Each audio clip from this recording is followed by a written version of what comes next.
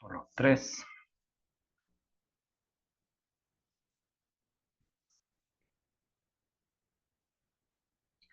Entonces vamos a compartir pantalla. Y vamos viendo en qué nos quedamos.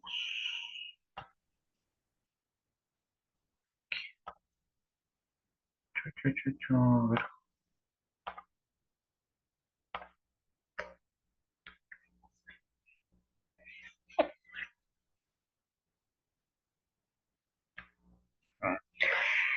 Entonces,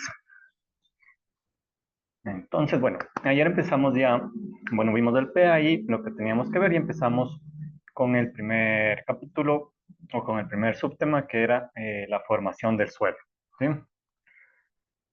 Y empezamos analizando qué es ya, por definición, el suelo y cuál es la matriz del suelo, ¿no? Entonces, empezamos analizando que el suelo es la porción más superficial de la corteza terrestre, cuya matriz está compuesta por sólidos, líquidos y gases.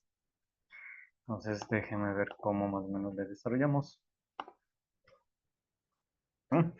Entonces, ahí explicamos que la Tierra pues tiene un diámetro de 12.000 kilómetros y la corteza terrestre apenas tiene un diámetro de unos 50, 80 kilómetros y de eso la superficie que se considera de la Tierra apenas tiene unos 2 kilómetros de espesor.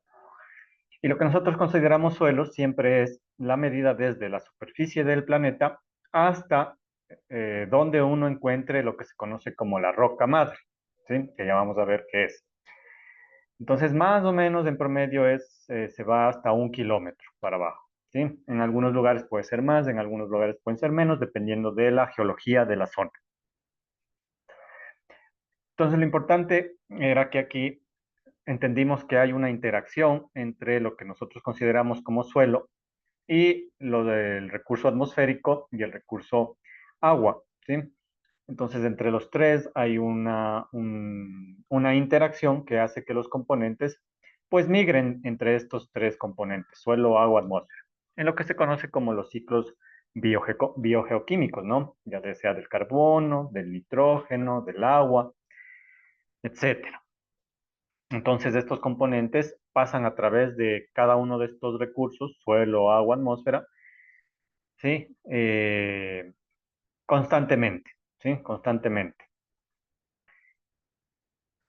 Y entonces, entendiendo que el suelo, le repito, el suelo, ya no lo debemos considerar como solo lo que pisamos, ¿sí? Las piedritas que vamos encontrando en el camino que pisamos, sino esta capa que va desde la superficie de la Tierra hasta donde se encuentre la roca madre. Y este suelo, si nosotros ampliamos, ¿sí? En un microscopio, lo que veríamos es en todos los tipos de suelo a nivel mundial, que está compuesto por tres fases, ¿sí? Entonces, la matriz del suelo, o sea, el cuerpo que conforma el suelo, está compuesto de tres fases y de dos componentes. Las tres fases son una sólida, una líquida y una gaseosa, ¿sí? La sólida, que están conformada por los minerales sólidos, o sea, esos son los que nosotros consideramos como piedras, ¿sí? La líquida, que sería el agua, y la gaseosa, que se considera el aire, ¿sí? Y estos dos componentes que están dentro de estas fases, ¿sí? Pueden ser orgánicos o inorgánicos. Los orgánicos, son básicamente la materia viviente, y los inorgánicos, que son pues la materia inerte, ¿sí? Entonces, esta es cómo está conformado el suelo, ¿sí? Entonces, el suelo tiene estos tres componentes, ¿sí? Sólido, líquido y aire. Y esto es importante entenderlo porque los contaminantes están ahí dentro de estas tres fases. Entonces, migran dependiendo de las características del suelo y de las características del contaminante, ¿sí? Migran entre la fase sólida a la fase líquida o a la fase gaseosa. Entonces, o pueden entrar en el suelo a través de estas fases o pueden salir del suelo al ambiente a través de estas fases, dependiendo de cuáles sean sus características que luego las vamos a analizar, ¿no? Eso fue lo que nosotros empezamos a ver ayer. Básicamente, ¿qué es el suelo?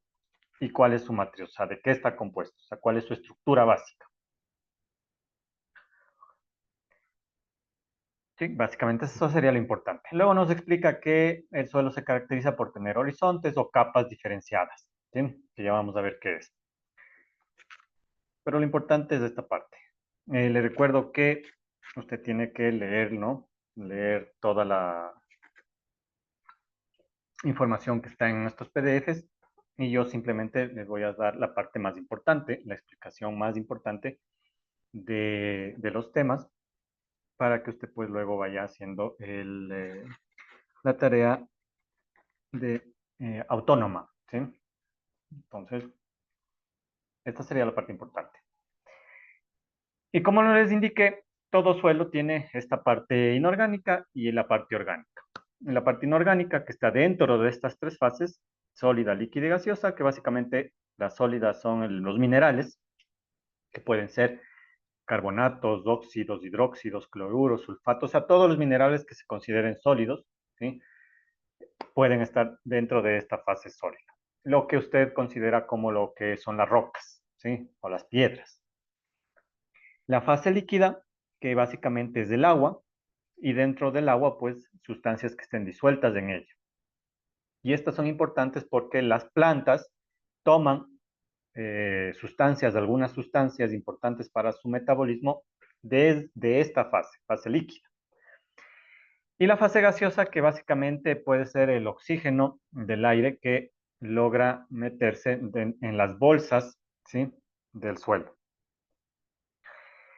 Y la parte orgánica, que sería básicamente la materia orgánica viva, pues que son todos los seres que habitan en el suelo, seres inferiores, microflora, bacterias, hongos, microfauna, o sea, plantas y animales, ¿sí? Que pueden estar viviendo dentro de esta capa de suelo.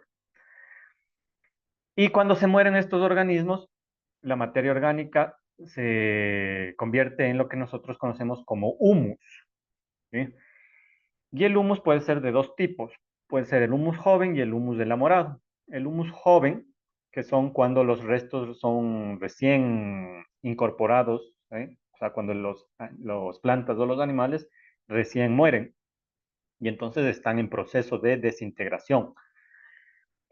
Y el humus elaborado es cuando ya ha pasado algún tiempo y todos los componentes de las que están conformadas la materia orgánica pues ya se han ido disgregando y formando parte del suelo. Entonces es muy fácil de reconocer porque el humus elaborado tiene un característico color negro, ¿sí?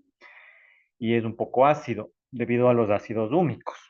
Ahora, esta parte del humus es la parte que le da la fertilidad a la tierra, ¿sí? Entonces usted ha de haber escuchado que el humus es una componente fundamental para la fertilización de los suelos agrícolas. Uno puede fabricar humus, ¿no? La forma más conocida es a través del compostaje, a través de bacterias o de lombrices. Entonces las lombrices son capaces de degradar este material orgánico muerto, ¿sí? Y transformar este material en lo que se conoce como humus. Y este humus se deposita en la parte más superficial del suelo, como aquí se puede ver en la imagen, ¿no? Entonces, si esta es la superficie, cuando la materia orgánica, ya sean animales o plantas, mueren, ¿sí?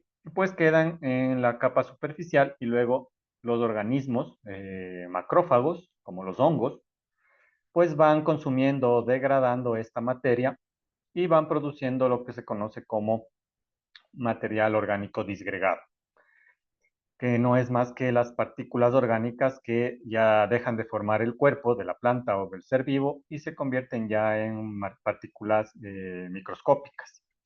Y esas partículas microscópicas están compuestas por los componentes de los tejidos vivos, ¿sí? Pues ya sea lípidos, pueden ser ácidos, grasos, etcétera.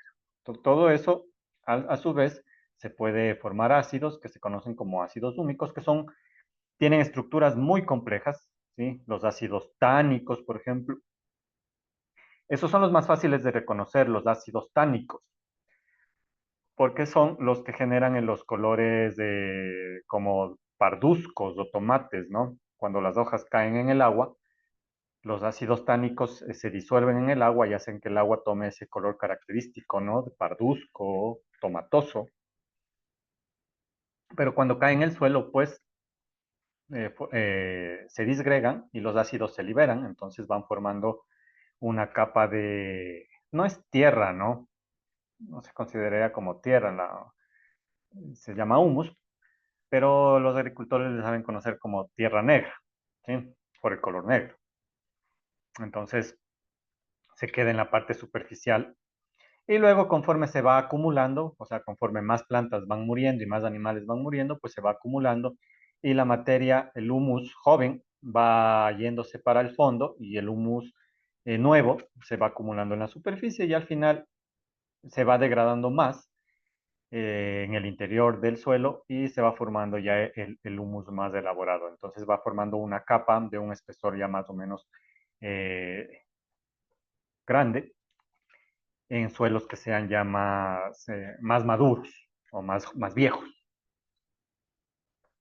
¿no? Entonces, esa es la fase orgánica. Ahora, no en todas las regiones del planeta hay la misma cantidad de fases de orgánica que de fase inorgánica, por eso no todos los suelos del planeta son muy fértiles, ¿no? Hay zonas del planeta cuyas características climatológicas no permiten la existencia o el crecimiento de muchos tipos de plantas o que vivan muchos tipos de animales. Entonces, la cantidad de materia orgánica y de inorgánica que exista en el suelo depende de la zona del planeta y de sus características climáticas y geológicas. Pero básicamente lo que nos interesa es entender que todo suelo tiene estas dos partes, una parte inorgánica y una parte orgánica. La parte inorgánica, que son estas fases, está dentro de estas fases sólida, líquida y gaseosa, y la parte orgánica, que está compuesto primeramente de la materia orgánica cuando está viva, ¿sí? Y luego esta materia orgánica, cuando muere, ¿sí? Se transforma en lo que se degrada y se transforma en lo que se conoce como humo. Cuando está recién produciéndose es humo joven y cuando ya tiene un tiempo en la que ya se ha estado disgregando esta materia orgánica, pues se llama humus elaborado, que es la que tiene un característico color negro, ¿sí? Que se conoce como la tierra negra. Ustedes han de haber visto, ¿no? Que venden donde venden las plantas. Y dice, lleve la tierra negra, lleve la tierra negra.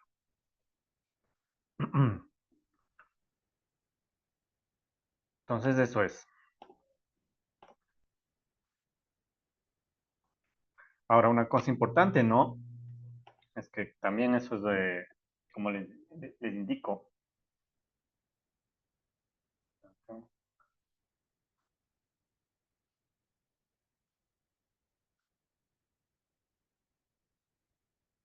si bien la materia orgánica ya entendemos que son, ¿sí?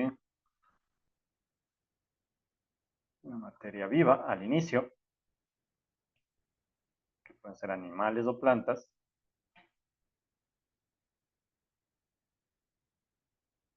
y luego la materia orgánica muerta, en descomposición, que forma humus. Y el humus pues puede ser el joven o el elaborado, dependiendo del tiempo, ¿no? La única diferencia es del tiempo. Ahora, la parte importante es que ¿sí? No todos los suelos tienen la misma cantidad de materia orgánica.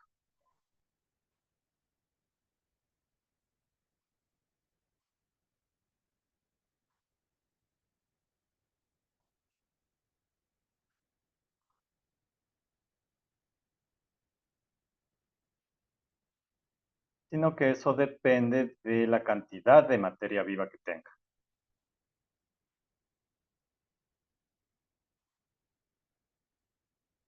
o sea, de la cantidad de plantas y animales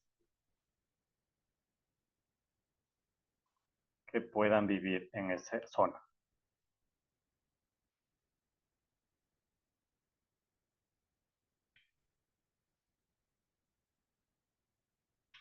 ¿No? Entonces aquí la parte importante es que habrá suelos. Siempre le voy a dibujar así porque el suelo es desde la superficie hasta la roca. Entonces habrá suelos que tengan mucha vida vegetal y animal y cuando mueren forman capas altas de humus. ¿No? Y habrá suelos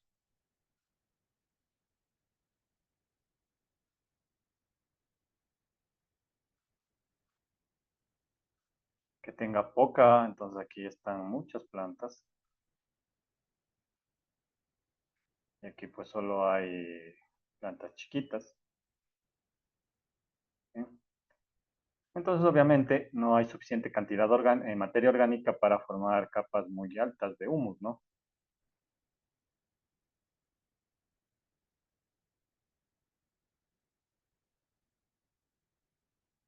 Entonces eso ya depende de la cantidad de materia orgánica que esté viva en esa zona. Entonces, como le decía, por ejemplo, esto solo por conocimiento, ¿sí? En las tiendas de plantas, no me acuerdo cómo se llama donde venden las plantas, tienen un nombre. ¿Alguien ha comprado plantas y se acuerda cómo se llama ese lugar? Invernaderos, viveros.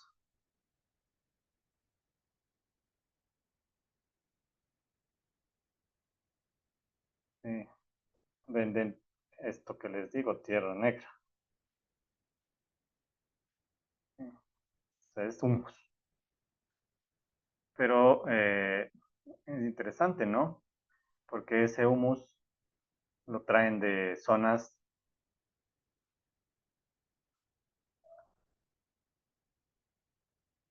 que tienen una gran cantidad de humus, tienen espesores enormes de humus.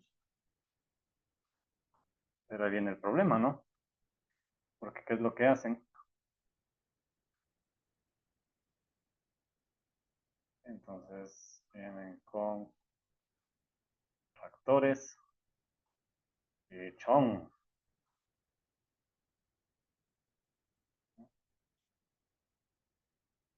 Eso lo ponen en saquillos y lo van a vender. Entonces, ¿cómo queda este suelo? Si notan que le están quitando la capa más importante del suelo, entonces al final esto queda así.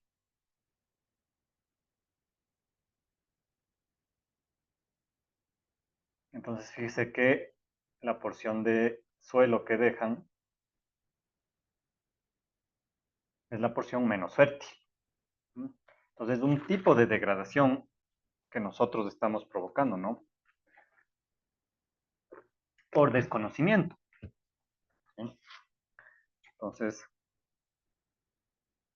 habría que tener en consideración esa cuestión. Pero bueno, eso es solo por conocimiento, tampoco vamos a acusarles a las personas que pues, tienen que realizar este trabajo. Entonces, la parte importante es eso. ¿Sí? En todo suelo va a haber estas dos partes, una parte inorgánica, una parte orgánica. Y la parte orgánica, que es la materia orgánica viva, pues dependerá de la zona y de las características geológicas y climáticas para ver si hay gran cantidad de materia orgánica viva, que luego cuando muere va a formar gran cantidad de humus, o si hay poca cantidad de materia orgánica que a su vez va a formar poca cantidad de humus, entendiendo que el humus es la parte más superficial del suelo, ¿sí?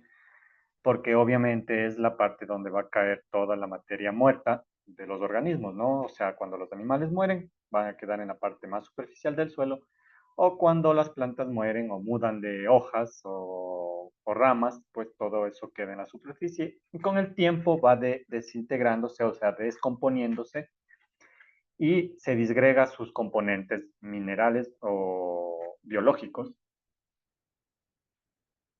y va formando esta capa, ¿sí? Que está llena de estos componentes, ¿no? Por eso es que es tan fértil, porque los cuerpos vivos, la materia viva está llena de componentes orgánicos complejos, por eso se llama materia orgánica.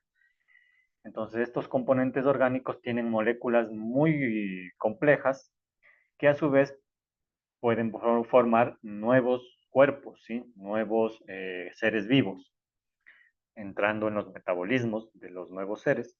Y entonces es la única forma de que se pueda seguir creando estos ciclos biológicos, ¿sí?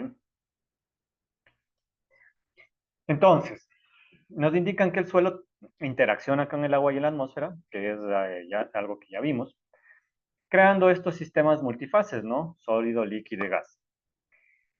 Y estos son los sistemas que pues hacen este reciclaje de materiales, ya sean minerales, agua, oxígeno, ¿sí? Y demás, para que pues se forme este gran complejo natural, ¿sí? Que es lo que nos permite tener sistemas vitales en la naturaleza. Entonces, si es que estos sistemas, si es que estas interacciones no se dan o se dan en forma deficiente, obviamente los sistemas biológicos van a sufrir, ¿sí? No van a poder desarrollarse con total libertad. Y entonces eso va a mermar la capacidad de sostener materia orgánica viva o seres vivos. Entonces, por ejemplo, en este gráfico lo que podemos ver es justamente esa interacción, ¿no? El suelo con el agua y con el aire. Entonces, no son entes separados, sino que están interconectados entre sí. ¿Sí? El suelo tiene la capacidad de llegar a tener contacto con el agua y el agua y el suelo a su vez tienen contacto directo con el aire. Entonces, entre los tres hay un intercambio de materiales, minerales, agua, oxígeno, dióxido de carbono, enzimas, materia orgánica, ¿sí? Que del suelo puede migrar al agua y del agua puede migrar al aire o del suelo puede migrar directamente al aire y viceversa. Entonces, es todo un ciclo, ¿sí? Es todo un ciclo de interacción muy complejo, muy sensible también, y que es el que proporciona el sostén para la vida humana en todo caso. Más que para la vida humana, para toda la vida de animales superiores, ¿sí? Entonces, todos los mamíferos, los reptiles, etcétera, pues dependen de que esta interacción se siga dando con cierta normalidad natural. Entonces, si en algún punto llega a haber un factor que afecte esta interacción en cualquiera de los recursos, pues eso no solo va a afectar a una zona específica, ¿no? Eso va a migrar, ¿sí? A zonas circundantes porque esta interconexión es global. Por eso es que si hay un incendio de grandes proporciones en una zona, puede que a 100 kilómetros de ese lugar haya también afectaciones, ¿sí? Porque los productos de este incendio pueden migrar, ¿sí? Del suelo, pueden migrar a la atmósfera o pueden migrar al río o al agua y pueden viajar kilómetros hasta otras zonas y afectar esas zonas. Igualmente, cuando hay derrames de petróleo, por ejemplo, no solo porque el derrame se haya dado en un buque en el mar, ya no afecta a otras zonas. En algún momento, debido a las olas, debido al viento, ese petróleo va a llegar a las costas y va a manchar las playas. Y a su vez se va a infiltrar o se va a ir al subsuelo y puede llegar a contaminar las aguas freáticas, o sea, el agua subterránea. Y el agua subterránea en algunos lugares puede migrar kilómetros y llegar a pozos que sean usados por comunidades que a su vez pues se van a ver afectados en su salud por los contaminantes que van a tener. Entonces, por ejemplo, hay un caso muy curioso que sucedió, me parece, en Estados Unidos, que de un pueblo que de la noche a la mañana pues abrían la llave del agua salía agua efectivamente, pero cuando le acercaban un fósforo se prendía esa agua. Entonces era algo extraño, ¿sí? Entonces, ¿qué es lo que había pasado? Pues había habido un derrame, ¿sí? De combustible, unos kilómetros más alejados de esta comunidad, y pues se había infiltrado el combustible en las capas freáticas y había ido al agua de los pozos, de donde bombeaban el agua para las casas. Entonces, efectivamente, junto con el agua que sacaban, salía un poco de combustible. Entonces, cuando lo prendían, pues se prendía esa agua. Entonces, por ejemplo, eso es un problema que en la realidad pasó. ¿Sí?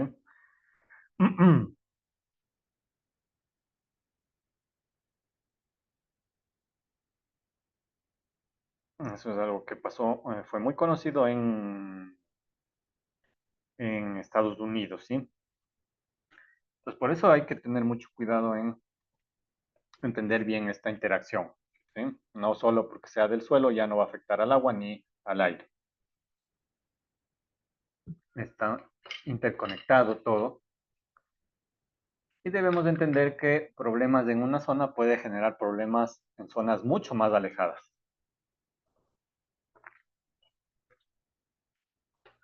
por esta interacción, que básicamente se consideran en los ciclos biogeoquímicos, ¿ya? Entonces hay una serie de ciclos biogeoquímicos que les de haber explicado en química, pero aquí yo le he puesto algunos solo para recordar. Por ejemplo, el ciclo del CO2, que básicamente es del carbono. Entonces es conocido, ¿no? Por todos. Creo que yo también les expliqué algo ayer, ¿sí? Que es, por ejemplo, el CO2 de que está en la atmósfera, pues es absorbido por las plantas, por los árboles, y a su vez también es absorbido por la materia orgánica en el mar.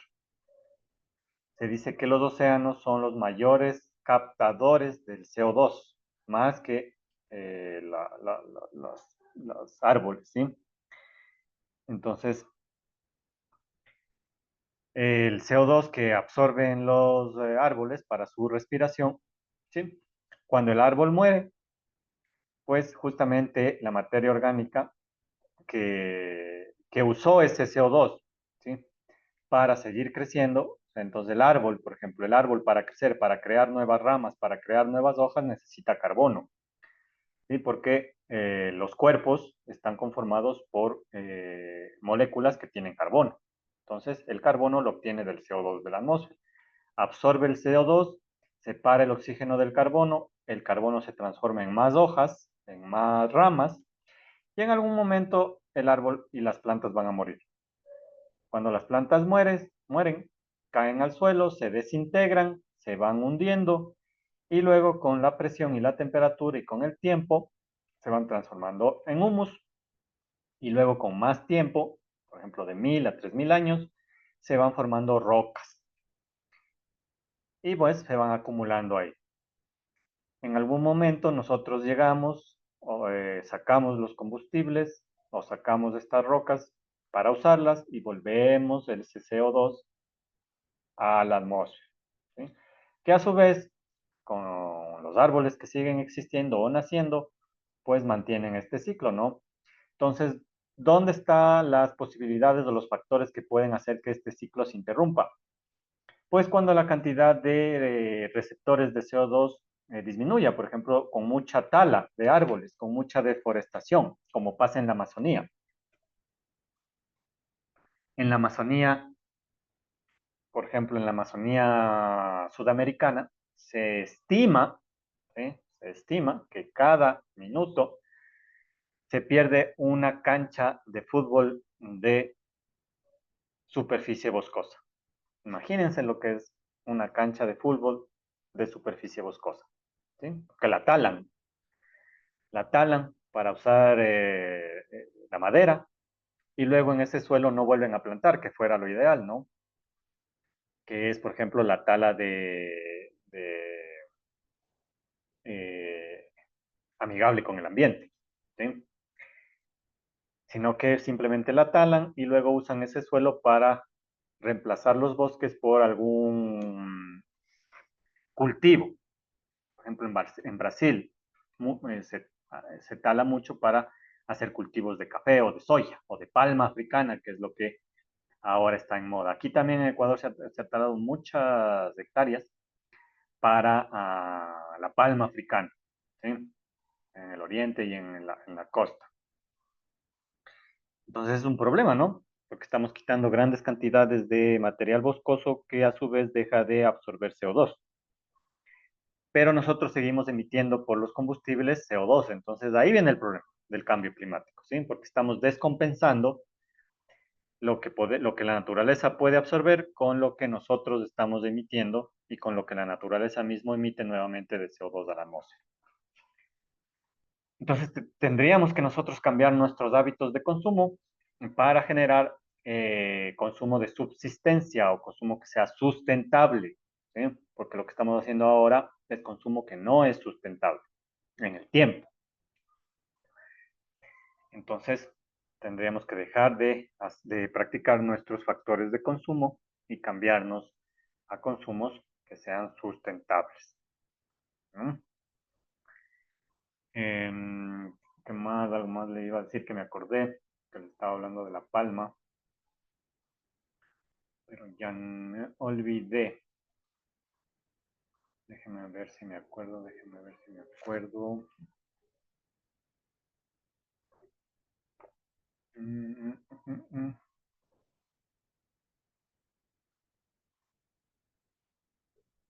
No, no me acuerdo. Me acordé por la palma africana, que es lo que está ahora en moda en la costa ecuatoriana. Entonces, ya me acordé. Por ejemplo, otros son los proyectos que son ambientalmente insostenibles, ¿no? Un ejemplo aquí, por ejemplo, puede ser la tala que se hizo para el terreno donde se iba a construir la refinería del Pacífico, ¿no? Por ejemplo, ese es un problema de deforestación grave, ¿no? Y yo sí conozco de eso porque una compañera que trabajaba en el MAE justamente estuvo encargada de analizar el estudio de impacto ambiental que se hizo para que se dé la licencia a la empresa que hizo el, el aplanamiento del terreno. Entonces, eso sí lo puedo indicar con conocimiento de causa porque estaban planificadas que solo deberían haberse trabajado cerca de 200 hectáreas, ¿sí? Y luego la empresa terminó pues realizando un aplanamiento de 500 hectáreas, ¿sí? Entonces, eso es un problema, ¿no? Es un problema grave. Uno pareciera que no pasa nada, pero es un problema grave. Entonces, ¿qué es lo que hicieron en la refinería? Y entonces, pues había el bosque ahí en Manabí. Entonces, lo que hicieron fue coger y desbancar 500 hectáreas.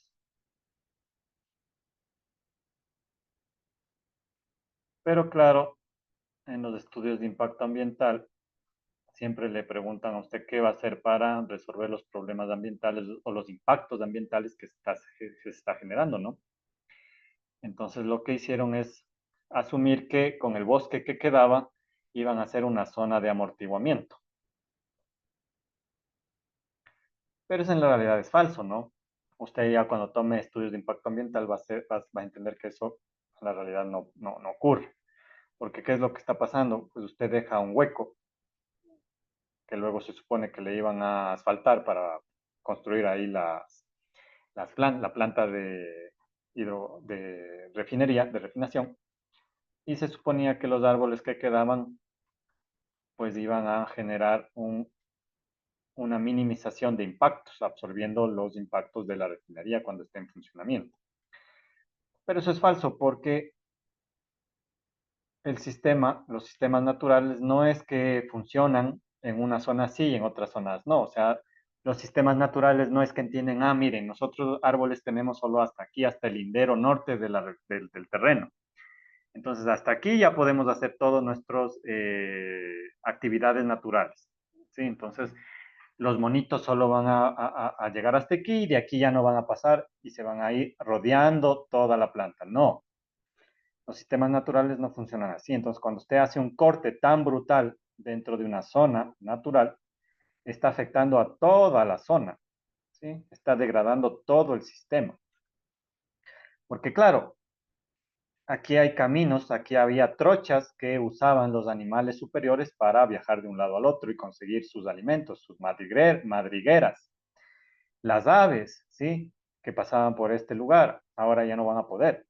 Entonces, ellos no entienden que tienen que buscar otro camino, ellos se quedarán donde siempre habían estado y al ver que no pueden pasar, pues morirán de hambre.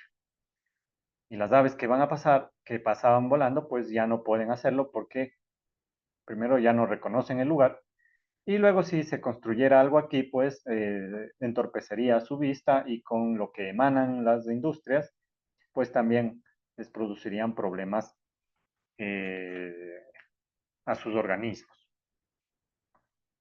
Entonces no es que porque sí, así nomás es, ¿no? Uno piensa que es fácil, pero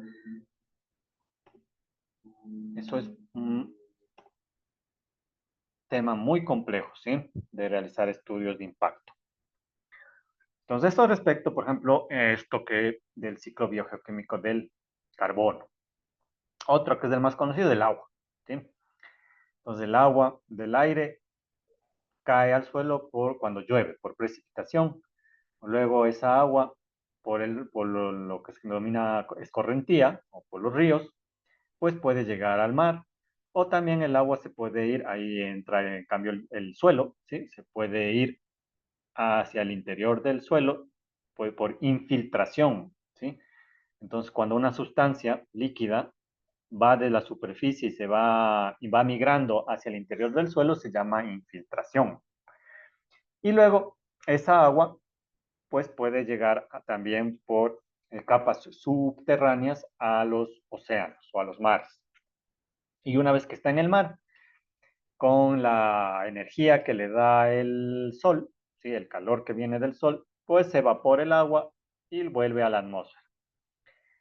Entonces, una vez que el agua se comienza a unir, se forman grandes nubes y en algún punto esas nubes ya no pueden sostener el agua y cae en forma de lluvia. Entonces, así se va reciclando el hidrógeno y el oxígeno que juntos forman el agua. ¿Sí? Y así hay otros ciclos biogeoquímicos. Entonces, básicamente son el ciclo del carbono, del fósforo, del nitrógeno, del hidrógeno y del oxígeno. Del hidrógeno y del oxígeno no es porque estén separados, sino que juntos forman el ciclo del agua. ¿Sí?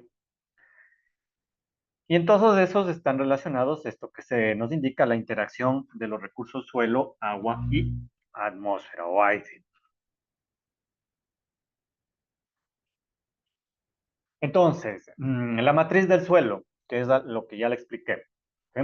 O lo que ya analizamos, pues justamente es esta fase sólida, líquida y gaseosa, que está distribuida pues por una parte sólida, que es la mayor parte, y otra parte que es pues la fase líquida y la fase de aire o de gas. Entonces aquí lo importante es en este gráfico, se puede ver mejor, ¿sí? Que el que nosotros, el que yo le hice. Entonces fíjese, si usted cogiera un puñado de suelo y lo viera al microscopio, que es justo lo que está haciendo aquí, viera que el suelo está conformado por una parte sólida, que son los minerales, o lo que usted ve como las piedras, que pueden ser de diferentes composiciones dependiendo de los minerales que estén ahí presentes, que más o menos forman el 50% del suelo. Y dentro de estos minerales que se aglomeran, ¿no? Se aglomeran, pero no llegan a tener un contacto íntimo o un contacto exacto. Entonces, dentro de los espacios que quedan, es como un Lego, ¿no? Que un Tetris que uno pues une una piedrita con otra piedrita, pero siempre quedan espacios que no se pueden llenar porque las formas de las piedras tienen distintos bordes. Entonces, entre esos bordes quedan huecos que se denominan poros. Esa es la parte importante, ¿sí? El suelo tiene poros de tamaño diferente, ya sean poros grandes, poros medianos, poros pequeños, pero en esos poros son en los que se va a quedar atrapada agua o aire, ¿sí? Que entra desde el exterior al suelo. Y a su vez, en esos poros y en ese aire y en esa agua que quedan atrapados, se comienzan a formar la materia orgánica, ¿sí? Porque claro, las bacterias pueden entrar en estos poros y como hay aire y agua que pueden acceder, pues pueden usar ese aire para respirar y esa agua para usarla en sus metabolismos. Y a su vez van generando más bacterias, o sea, van creciendo y van generando colonias que cuando van muriendo van generando materia orgánica interior, que es similar a la materia orgánica del humus, pero interna. Y entonces fíjese que la producción de materia orgánica es tanto externa como interna, ¿sí? Pero la característica fundamental es que para que esto pase, necesita tener un contenido óptimo de agua y de aire dentro de los poros que forman los minerales de la fase sólida del suelo, ¿sí? Entonces, hay suelos cuya estructura no permite que haya poros de tamaño muy grande, que tiene poros pequeñitos. Obviamente, en ese tipo de suelos con poros pequeños no va a haber mucha cantidad de aire y agua que esté ahí atrapada. Entonces, la generación de materia orgánica interna va a ser baja. Habrá suelos que tienen la capacidad de tener poros con suficiente capacidad para albergar cantidades ya considerables de aire y agua, donde fácilmente van a crecer esta materia orgánica de bacterias, hongos, ¿sí? Entonces, una parte importante, ¿sí?, de la fase líquida y gaseosa es que depende de la cantidad de poros y del tamaño de los poros que estén presentes en el suelo. Y esta capacidad o esta distribución de poros depende ahí sí, de los tipos de suelo, que luego vamos a ver, ¿no? Pero cada tipo de suelo tiene una capacidad o una distribución de poros, mejor dicho, diferente. Y eso a su vez afecta en la capacidad de generar materia orgánica interna y a su vez va a afectar a la cantidad o a la capacidad, mejor dicho, de que el suelo pueda sostener animales superiores o seres vivos superiores, ¿no? Como plantas. Porque la planta, a través de la raíz, ¿sí?, lo que necesita es ir absorbiendo nutrientes del interior del suelo, ¿sí? A través de las hojas absorbe energía del sol, pero necesita para crecer y para producir nutrientes. Y los nutrientes los obtiene de los minerales y los compuestos que estén dentro del suelo. Y la producción de esos nutrientes depende de la capacidad del suelo para generar esta producción de materia orgánica interna a través del agua y el aire que esté presente dentro de los poros que se forman entre las comisuras de la materia sólida de la que está conformada el suelo, ¿ya? Entonces, la porosidad del suelo, que es una propiedad del suelo que luego vamos a ver, es algo que es fundamental para la capacidad del suelo de generar un sistema capaz de mantener animales o plantas superiores, ¿ya? Entonces, la matriz del suelo es eso, ¿sí? Es el cuerpo del suelo que está formado por esta fase sólida, líquida y gaseosa, que en su mayor parte son las piedras, ¿sí?, que son los minerales, que es el 50% de la fase del suelo, y el otro 25% estará conformada por agua y aire. Igual, estas proporciones son distintas dependiendo del tipo de suelo, ¿no? Lo importante aquí es que, obviamente, el aire y el agua, la capacidad para que esté presente dentro del suelo, dependerá de la capacidad que tenga ese suelo para albergar poros suficientemente amplios para que ahí se vayan metiendo el aire y el agua. Y obviamente para que obtengan de ahí los microorganismos ese aire y ese agua para generar su metabolismo y que puedan multiplicarse. Y eso sí depende del tipo de suelo, ¿sí? Que luego vamos a ver cuáles son los tipos del suelo. Entonces aquí pues nos indica una composición mineralógica, ¿sí? De la fase sólida, los minerales que más están presentes en el suelo. Y el mineral que más está presente en el suelo, o el elemento que más está presente en el suelo, es el oxígeno. Pero no se vaya a confundir, ¿no? Este oxígeno es oxígeno atómico, porque el oxígeno no está solo, ¿sí? O no es que esté solo ahí en el suelo. Esta composición es simplemente una generalidad por elemento, pero no nos indica en qué forma están estos elementos.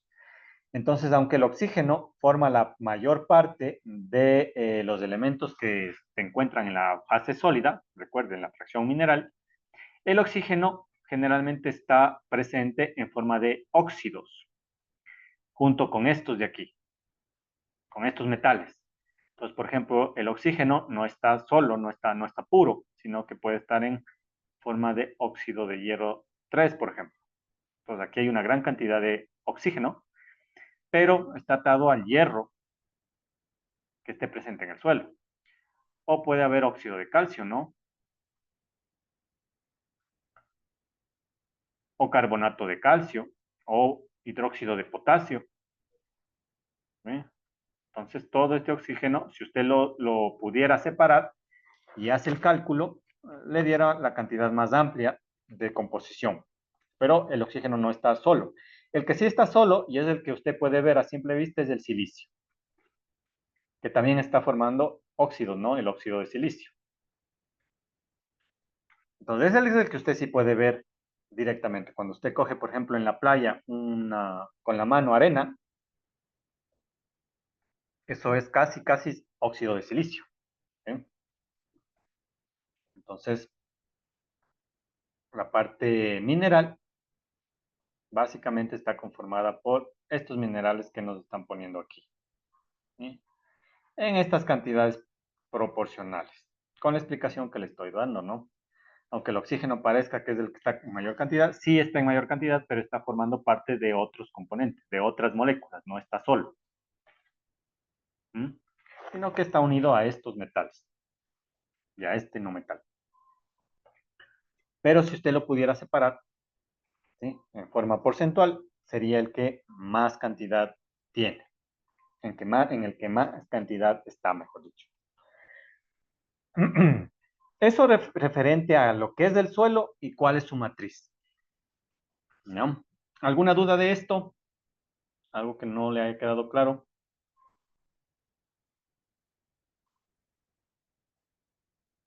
¿No? Ahora, una vez que entendemos o que ya hemos entendido qué es el suelo, ¿sí? Y cuál es su cuerpo, cuál es su matriz, de qué está formado, nos interesa saber cómo se forma el suelo. Y básicamente el suelo, ¿sí? Se forma a través de 5 procesos, ¿sí? De 5 pasos. El primero que se conoce como la generación de la roca madre. Aquí es donde vamos a entender ya este concepto que le indiqué al inicio, que es la roca madre o lo que se conoce como material parental, ¿no? O como el material padre sería, ¿sí? El que inició, con el que se formó, ¿sí? Con el que nació el suelo. Entonces, este primer paso, que es la generación de la roca madre, inicia por medio de procesos geológicos, o sea, depende de los procesos geológicos del planeta. Nosotros no podemos hacer nada respecto a eso, ¿sí? Eso lo hace el planeta, mediante sus procesos geológicos, ¿sí? Y esto lleva años, millones de años, ¿sí? Millones de años. Una vez que este material parental ya se ha creado, o que el planeta ya ha creado este material parental, ¿sí? Por aquí creo que les tenía un video. Déjenme ver.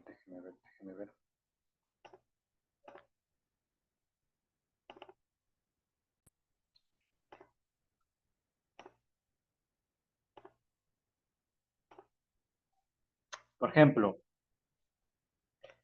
las erupciones volcánicas, que son lo que más nosotros podemos ver y que no es tan largo en tiempos geológicos, forman material parental nuevo, ¿sí?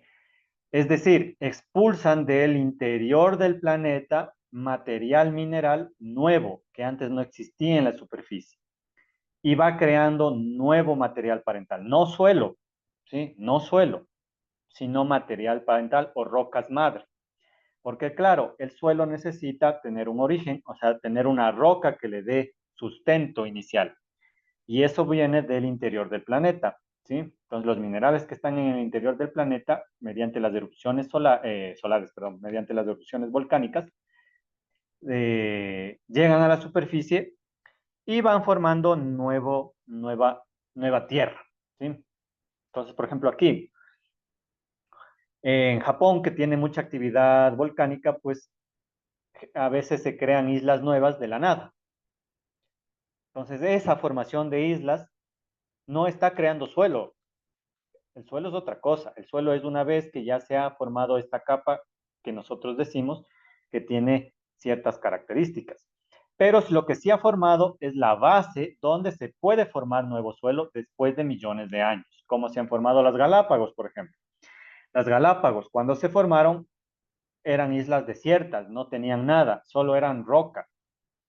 Pero una vez que se unieron los demás pasos, que vamos a ver después, se comenzó a formar capas de suelo. Y ahora pues ya tiene capacidad las Islas Galápagos de mantener formas de vida que nosotros ya conocemos, ¿no? Las tortugas, las iguanas, los humanos que viven ahí, los ecuatorianos que viven ahí, etc. Pero al inicio, las islas y todo el suelo no nace como suelo, sino nace como una roca que nosotros le llamamos roca madre, ¿sí? O material parental.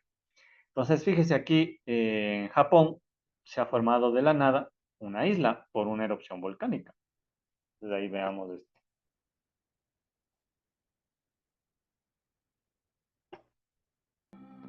Impresionante erupción submarina crea nueva isla en Japón. Este video tomado el pasado 30 de octubre muestra una columna de vapor producida por un volcán submarino, elevándose en el Océano Pacífico cerca de la isla de Yoto. La acumulación de rocas rugosas y material expulsado formó una nueva isla de 100 metros de diámetro, que ahora es considerada la más joven del planeta. ¿Ya? Entonces, fíjese que eso es lo que nos indica, ¿no? El concepto. El material parental es las rocas originales producidas mediante los procesos geológicos del planeta. Ahí sí nosotros no tenemos nada que ver. Es lo que el planeta a través de los millones de años ha generado por sus, sus procesos geológicos, que son básicamente los movimientos de masas continentales y las erupciones volcánicas. Eso sacan a flote, a superficie, minerales o rocas del interior del planeta que luego van a formar en la superficie lo que se conoce como la roca madre. ¿Sí? Porque es roca, efectivamente, eso es roca. Ahí no puede crecer nada. ¿Sí? Entonces, por eso las islas, cuando recién nacen, como en este caso, o como las Galápagos, o como las islas Hawái, al inicio eran inertes, o sea, ahí no podía crecer nada. Entonces, cuando una roca madre se transforma en suelo, que es lo que nosotros ya definimos anteriormente, pues cuando empiezan a aparecer estos otros procesos de formación. El segundo proceso de formación de suelo es lo que se conoce como la meteorización física. Entonces, hay tres tipos de meteorización. La meteorización física, la meteorización química y la meteorización biológica. Los tres tienen en común una cosa. Van a tratar de desintegrar la roca madre. ¿Sí? La roca que está ahí sólida, que no tiene en el interior poros ni con agua ni con aire, que es la característica especial del suelo, ¿sí?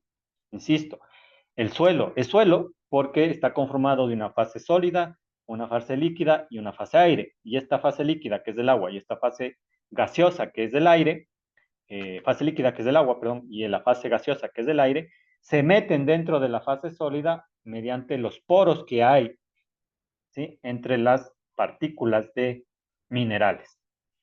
Pero al inicio, cuando la roca madre recién nace, no tiene poros y solo es fase sólida, solo es roca. ¿Cómo es que se forman estas fases líquidas y gaseosas? Y estos poros donde van a estar estas fases. Porque se producen estos procesos de disgregación o de rotura de la roca madre. Y esta rotura se da a través de tres procesos que se llaman meteorización: la física, la química y la biológica, ¿sí?, que es el cuarto paso. Entonces, en la meteorización física, la roca madre comienza a disgregarse mediante procesos climáticos, por el hielo, por la lluvia, por los vientos, por las variaciones de temperatura, o sea, por procesos físicos. Entonces la roca madre se va rompiendo en rocas más pequeñitas y ahí es donde se van formando los poros, los primeros poros. Pero eso no es suficiente. Luego viene la meteorización química y esa meteorización depende de la acción del agua y el aire, que son los que luego se van a meter en los poros. Entonces, cuando el agua y el aire entran en contacto, el agua a través de la lluvia y el aire por el contacto directo con la atmósfera, entran en contacto con estas nuevas rocas rotas de la roca madre, van a comenzar, el agua primeramente va a comenzar a disolver minerales de esta roca y el aire va a comenzar a oxidar minerales de estas rocas. Y con eso va rompiendo aún más, va fragmentando aún más las rocas, ¿sí?, y las va haciendo cada vez más pequeñas. Y entonces como que va formando un sustrato, ¿sí?, más homogéneo, ¿sí?, y más con pequeñas rocas más pequeñas, ¿sí?, en algo que se conoce como regolito, ¿sí? Entonces, mientras más va fragmentando el agua y el aire estas rocas, que ya se han fragmentado por medio de agentes físicos, pues se va formando lo que se conoce como el regolito. Entonces, ¿qué es el regolito? En pocas palabras, es este material disgregado o roto, ¿sí?, de la roca madre por efecto de, de la disolución que hace el agua o de la oxidación que produce el aire. Y luego viene la meteorización biológica. Entonces, una vez que ya el agua y el aire han logrado disolver minerales de las rocas, pueden venir plantas o animales que pueden usar estos minerales para sus procesos biológicos. Y entonces comienza a crecer materia viva. Comienza a implantarse en este nuevo suelo recién formado, ¿sí?, a partir de la roca madre que no podía sostener vida, comienza a sostener, tiene ya la capacidad de sostener formas de vida, pero al inicio son formas de vida básicas, ¿sí?, porque aún no hay suficientes nutrientes y suficiente material disgregado para sostener animales de gran tamaño o plantas de gran tamaño. Entonces, los primeros animales y las primeras plantas que comienzan a poblar este nuevo suelo joven son pequeños, ¿sí? Pueden ser líquenes, pueden ser algas, ¿sí?, pueden ser protozoarios, bacterias, pero al final todos ellos después de un tiempo van a crecer en volumen, van a morir y van a ir formando esta materia orgánica que llamamos humus. Y pasado el tiempo, este proceso se va a ir acentuando y llegamos al quinto paso, a la mezcla de todos los productos minerales. Entonces, va a haber una interacción entre los restos orgánicos, ¿sí?, de los primeros seres vivientes que se van a sentar en ese suelo y de las nuevas sustancias químicas que se van formando, ¿no?, con el agua y el aire que ya se están metiendo dentro de los poros que se siguen formando de la roca madre. Y pasado el tiempo, pasado miles de años, ya se va formando lo que se conoce como las capas u horizontes del suelo. Y estas capas que se van formando, pasado el tiempo, al conjunto de estas capas se le conoce con el nombre de perfil del suelo. Entonces, cada suelo se puede caracterizar o se puede diferenciar de otro dependiendo de sus horizontes o de su perfil. Así es como se conoce en la ciencia del estudio del suelo. La caracterización de los suelos o la diferenciación de los suelos o la identificación de los suelos se hace analizando sus horizontes, o sea, qué capas tienen. ¿Sí? Y estas capas dependerán de cómo se ha ido formando esta mezcla de productos de la meteorización que se ha ido realizando. Y al conjunto de estas capas, pues se le denomina el perfil del suelo. Entonces, cada tipo de suelo tiene un perfil característico. Es decir, unas capas específicas. ¿Eh? Así es como se clasifican en un tipo o en otro. Si tiene esta capa, si tiene esta capa, es de este tipo. Si tiene esta otra capa y tiene esta otra capa, es de este otro tipo. Entonces, un perfil define un tipo de suelo, ¿no? Y lo demás, pues que ya les expliqué y que pueden ustedes leerlo más detenidamente. Entonces, aquí, en este gráfico está resumido todo. ¿Sí? Este gráfico está resumido todo. Entonces, pasémosle este aquí para hacer una explicación más detallada. Entonces, aquí están esquematizados los 5 pasos de formación del suelo, que es lo que nos interesa entender. Cómo se forma el suelo.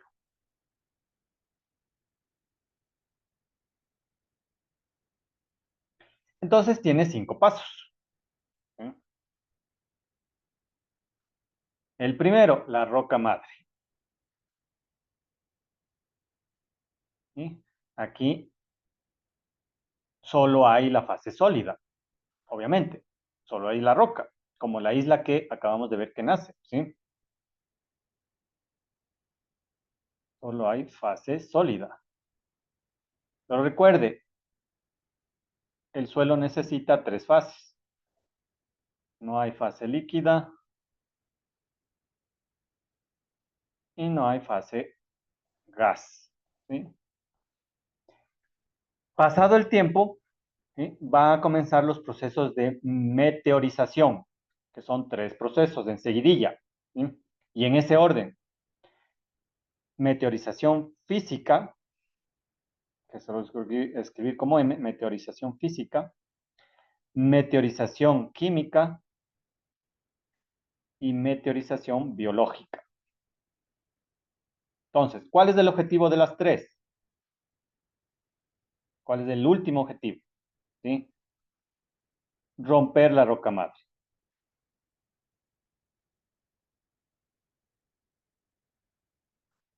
E ir incluyendo estas fases, la fase líquida y la fase gas, para que la roca madre al final se transforme en suelo. ¿Sí? Entonces, el primero que va a tener esa capacidad de romper la roca madre es obviamente los ámbitos climáticos. ¿Sí? Entonces, la lluvia, ¿sí? O el viento,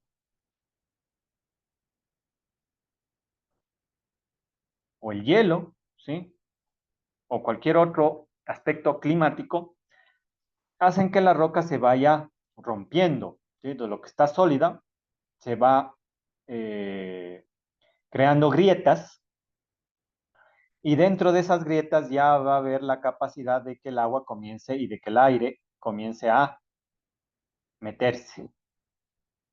Antes no puede, ¿sí? Antes si cae lluvia o si cae aire, pues simplemente es como una vajilla, ¿sí? Simplemente se va por la superficie de la roca.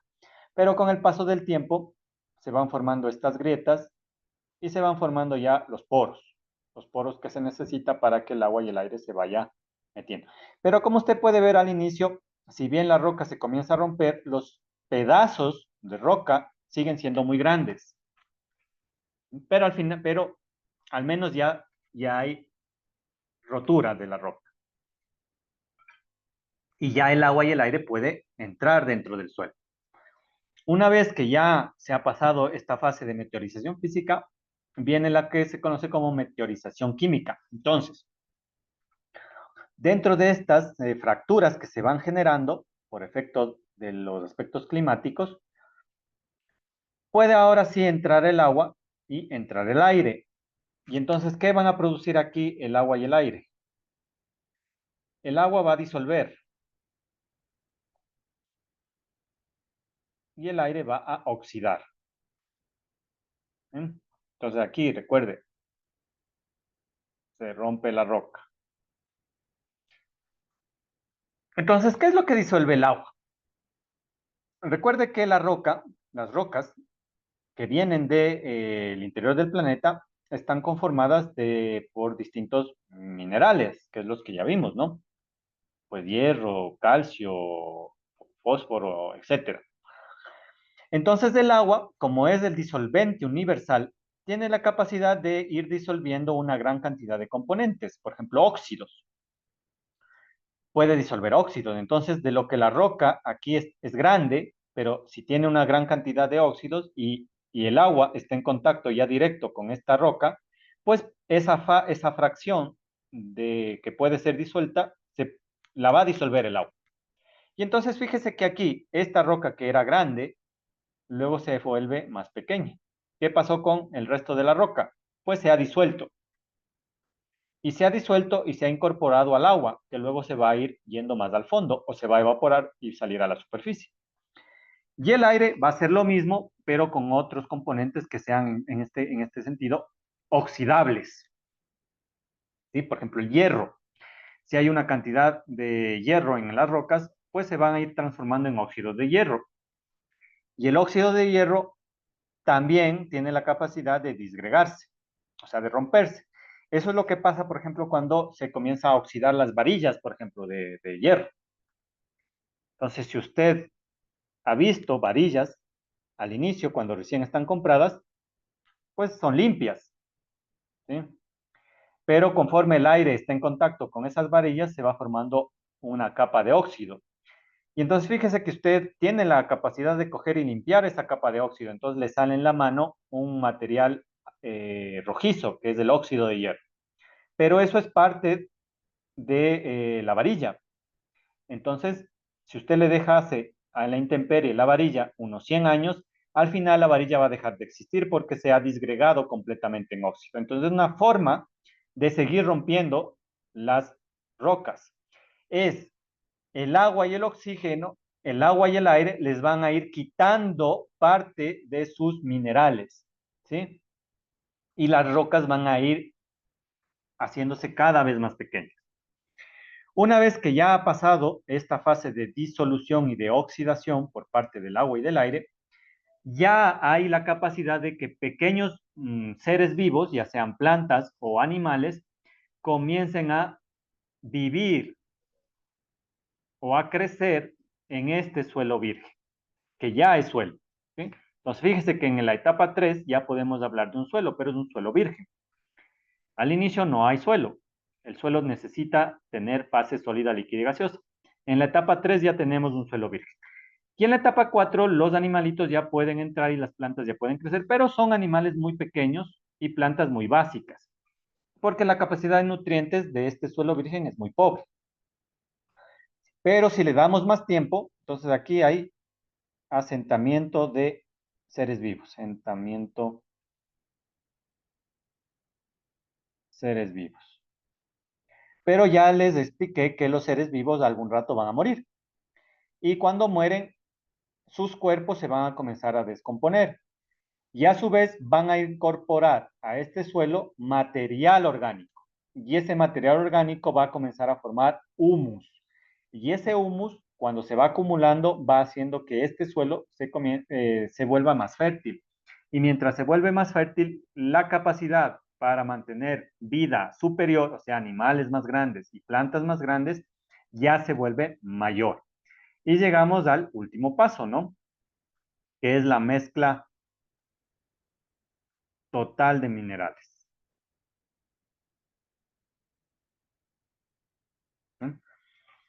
Entonces comienza a ver una interacción ya completa y compleja de esta disolución de minerales y de la absorción de estos minerales por parte de los organismos vivos. Entonces ahora este suelo ya es un suelo maduro.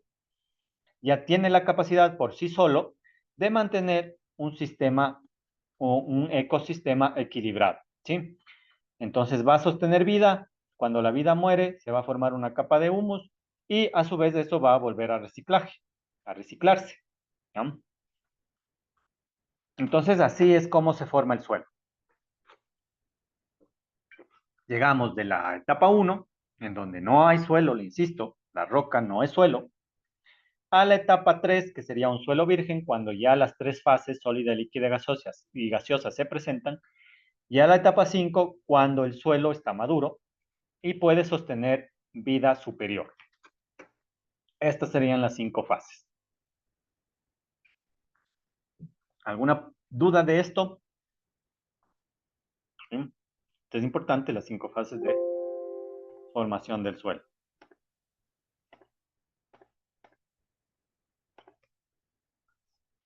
E igual aquí nos indica, ¿no? Las roturas, pero de la parte de plantas, por ejemplo. Las plantas son un gran favorecedor para la rápida formación de suelo. Por eso es que donde hay plantas, la formación del suelo es más fácil. ¿Por qué? Por el efecto de las raíces. Porque fíjese que las raíces, mientras más grandes son, más van a romper la roca madre. Y mientras más haga eso, más espesor va a tener el suelo.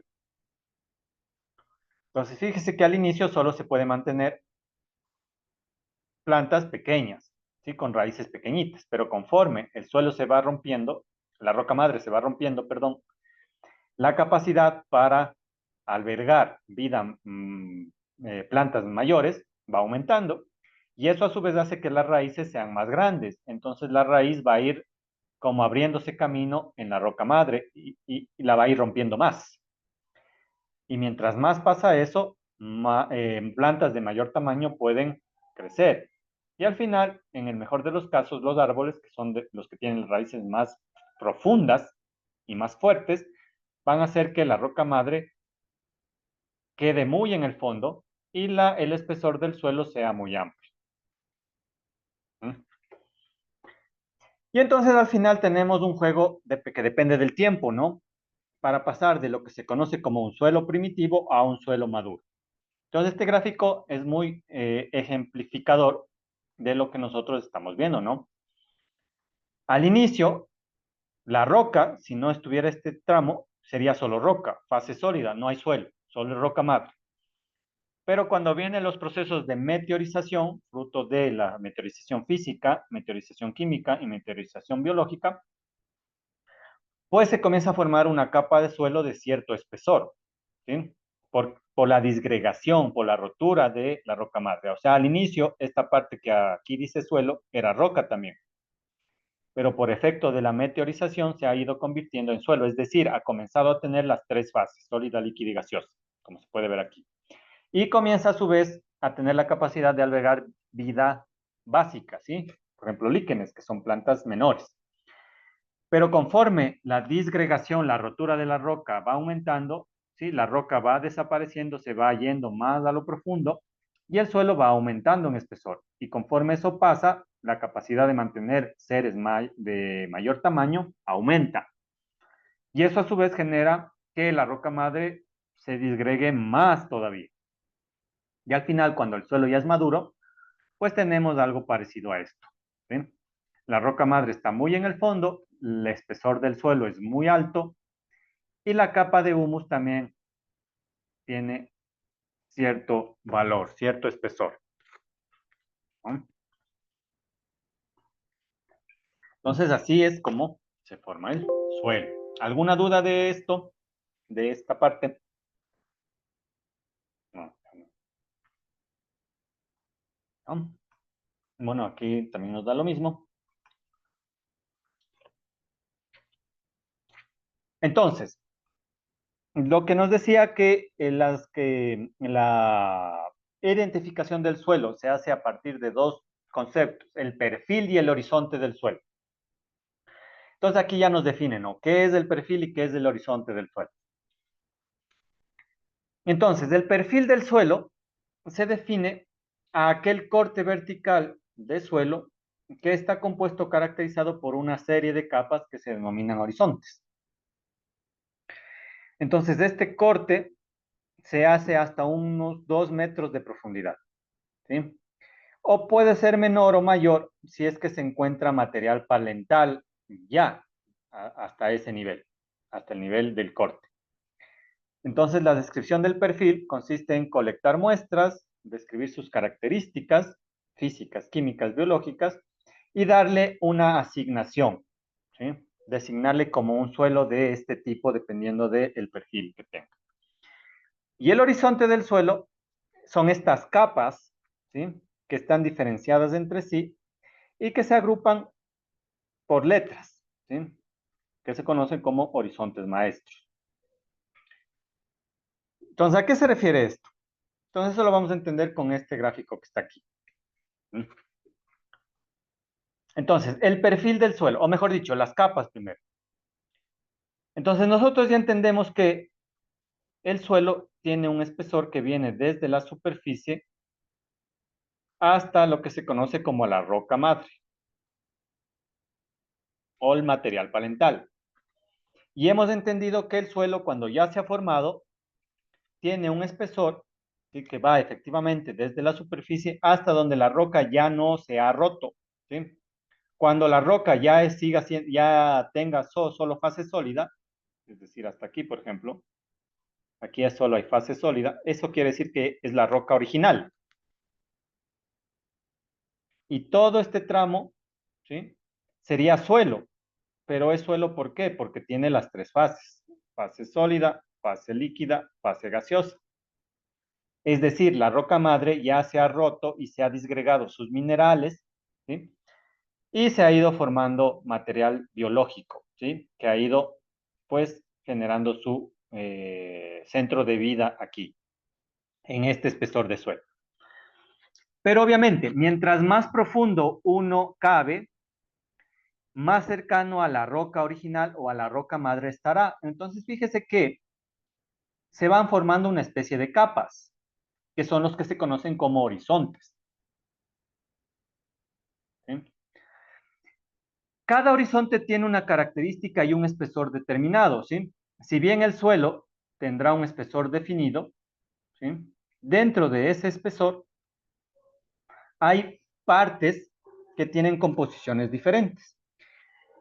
Y a esas capas de espesores específicos que tienen propiedades diferentes entre sí, se les conocen como horizontes.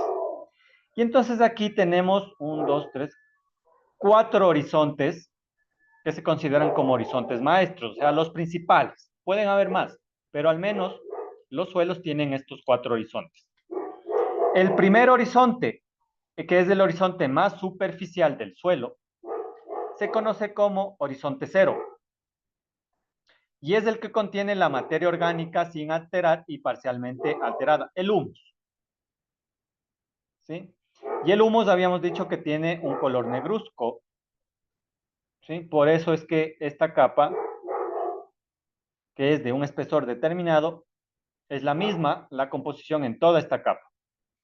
Y a esta capa se le conoce como horizonte cero. Es donde caen las hojas, los animales muertos se comienzan a descomponer y es la que contiene las moléculas orgánicas fruto de esta descomposición orgánica.